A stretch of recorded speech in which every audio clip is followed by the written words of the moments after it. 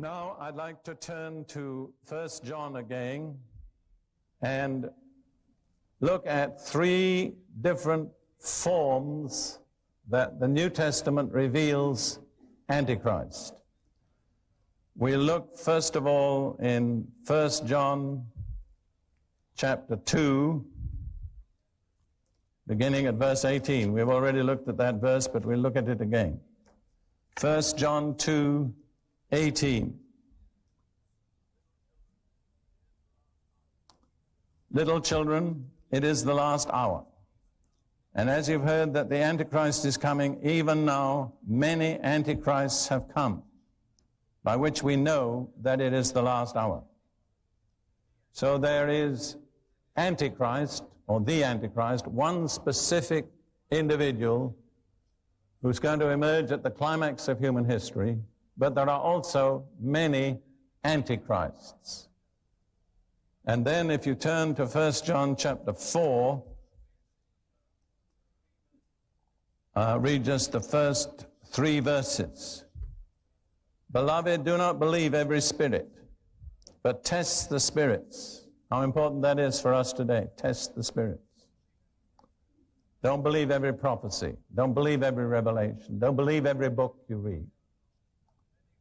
Test the spirits whether they are of God, because many false prophets have gone out into the world. A false prophet is one who has a false spirit.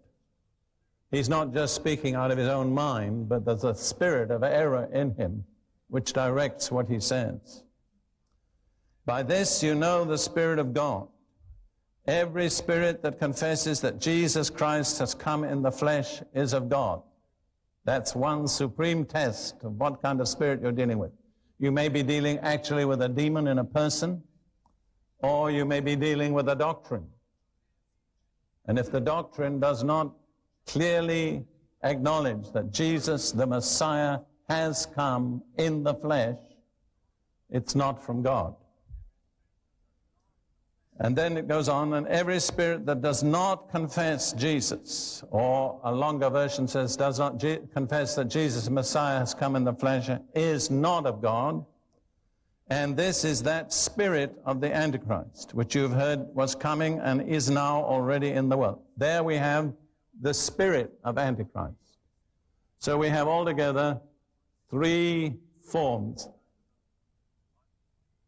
Could you be kind enough to wipe the board for me, Lydia? That will give you a place in history. Oh, we didn't have a cloth. Wait a minute, here's some paper. Let's see if that'll do it. Can you do this? I think this is all right. I think that's what's here. Thank you. While you're doing that, I'm going to go on. That's the reason why. This is one of my grandchildren. I'm proud of her. She has a degree in wiping blackboards.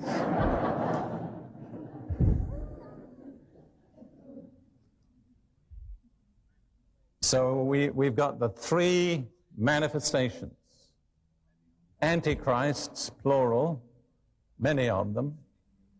The Antichrist, one specific individual who's going to emerge at the close of human history. And the spirit of Antichrist. The spirit of Antichrist is the spirit that operates through every, through every Antichrist. Let's just put them up. I'll put them up in this order.